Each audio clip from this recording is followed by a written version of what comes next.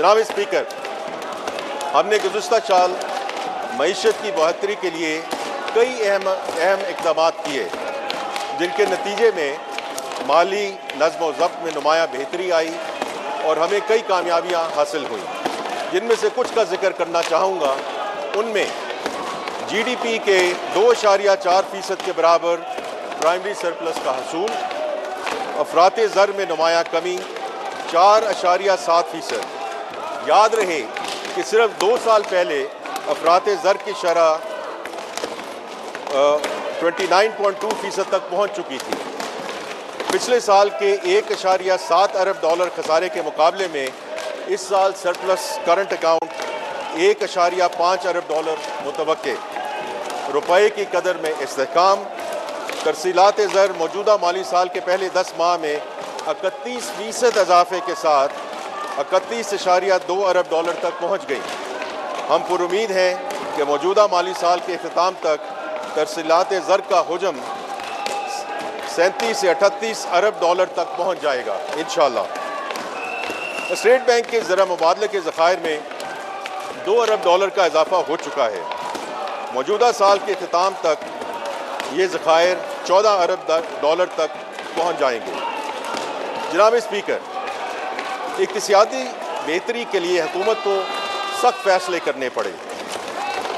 पाकिस्तान के गजूर अवाम ने भी मुतअद्दिद कुर्बानियाँ दी, जिनके मुस्बत नताइज सामने आए। हमारी मैक्रो इकनॉमिक स्टेबलाइजेशन प्रोग्राम की कामयाबी को बैनुल अक़वामी सतह पर तस्लीम किया गया। ग्लोबल फाइनेंशियल इदारे, रेटिंग एजेंसीज़ और मुल्की और गैर मुल्की सर्वेज़ मईशत में बेहतरी की गवाही दे रहे हैं। PwC के मुताबिक कारोबारी इदारों के सरबराहान का मईशत में बेहतरी पर एतमाद 49% से बढ़कर 83% तक पहुँच चुका है। इसी एतमाद की बाज़गश्त ओवरसीज़ चैम्बर के तहत पाकिस्तान में कारोबार करने वाले बैरूनी सरमायाकारों में भी सुनी जा सकती है, जहां बिजनेस कॉन्फिडेंस इंडेक्स में तारीखी बेहतरी आई है। गैलप के मुताबिक भी पाकिस्तानी मईशत में वाज़ेह बेहतरी आई है और हाउस होल्ड फाइनेंशियल आउटलुक में सिर्फ पिछले सीमाही में 27.5% इजाफा हुआ है। इप्सोस सर्वे के मुताबिक पाकिस्तान के बेहतर मुस्तकबिल के हवाले से अवाम और मुकामी सार्फिन की तवक्कुआत में इजाफा हुआ है और ये 6 साल की बुलंद तरीन सतह पर पहुँच चुकी है। फिच ने पाकिस्तान की रेटिंग को CCC+ से बढ़ाकर B- करते हुए मुआशी मुस्तकबिल में बेहतरी की नवीद दी है। मूडीज़ ने भी मईशत में बेहतरी की निशानदही की है। Asian development bank, world bank और IFC ने न सिर्फ पाकिस्तानी मईशत के मुस्तकबिल पर एतमाद का इजहार किया है, बल्कि पाकिस्तान के लिए खतीब फाइनेंसिंग फराहम करने का भी ऐलान किया है। वज़ीर आज़म मोहम्मद शहबाज शरीफ की क़यादत में हुकूमत ने मुख्तसर अरसे में मुख्तलिफ सेक्टर्स में कई अहम कामयाबियाँ हासिल की हैं।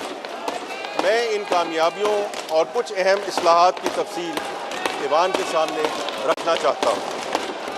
सबसे पहले FBR रिफॉर्म। जनाब स्पीकर, हमारा सबसे अहम मुआशी मसला महसूलात के निज़ाम की मुसलसल कमज़ोरी थी। पाकिस्तान की टैक्स टू GDP रेशो 10% थी, जो कि तरक्याती अखराजात और रियासत की इंतज़ामी मामला चलाने के लिए नाकाफ़ी थी।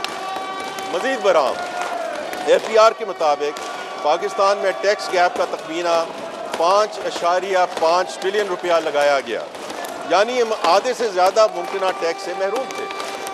ये सूरत हाल नाकाबिल कबूल थी।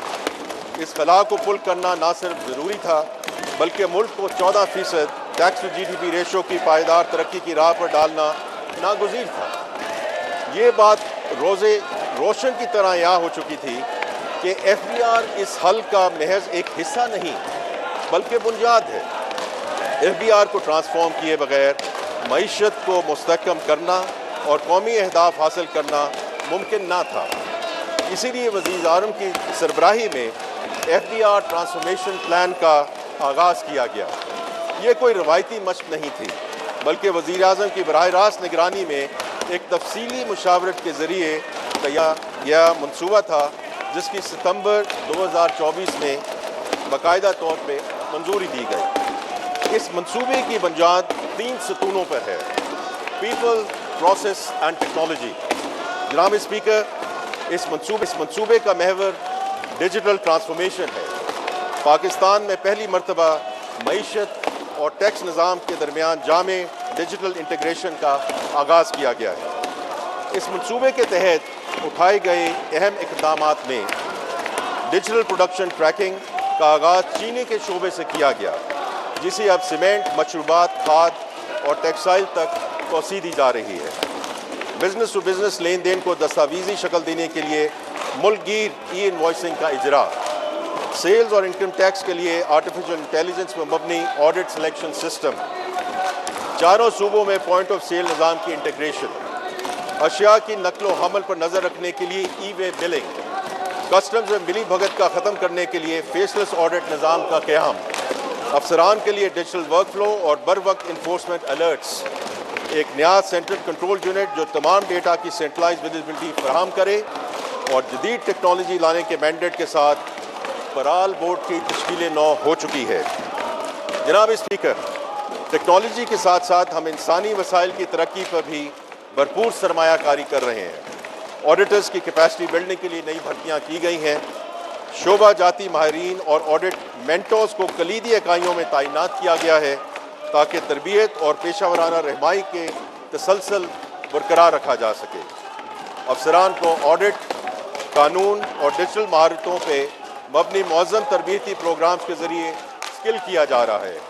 پیچیدہ قانونی مقامات کی پیروی کے لیے صف اول کی قانونی فرموں کی خدمات حاصل کی جا رہی ہیں۔ سب سے اہم بات یہ ہے جناب اسپیکر کہ اب افسران کو ریوارڈز محض سینیورٹی سے نہیں بلکہ ان کی کارکردگی، پیشہ ورانہ رویے اور دیانتداری سے مشروط کیا گیا ہے۔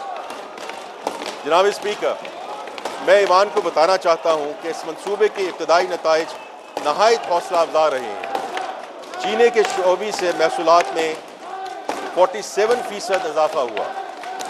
ڈیٹا انٹیگریشن کے ذریعے 3,90,000 ہائی ویلیو نان فائلرز کی نشاندہی ہوئی، جس سے 30 کروڑ روپے کی وصولی ممکن ہوئی۔ فراڈ اینالیٹکس کے ذریعے 9.8 ارب روپے کے جعلی ریفنڈ کلیمز کو بلاک کیا گیا۔ آرٹیفیشل انٹیلیجنس پر مبنی آڈٹ سسٹم کے تحت 200 سے زائد کیسز کی نشاندہی کی گئی، جن کی مالیت 13.3 ارب روپے سے زیادہ ہے۔ فیس لیس کسٹمز آڈٹ کے ذریعے قانون پر عمل پیرا امپورٹرز کو سہولت فراہم کی گئی۔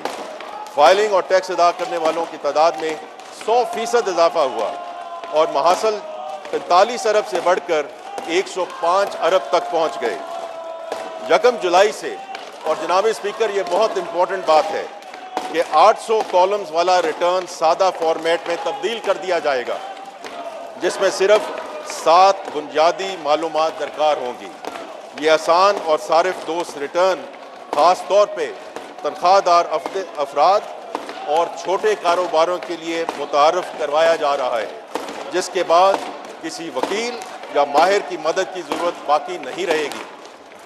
سب سے اہم بات یہ ہے کہ تاریخ میں پہلی بار IMF نے قوانین کی انفورسمنٹ کے ذریعے 389 ارب روپے کے محصولات کو باضابطہ تسلیم کیا ہے۔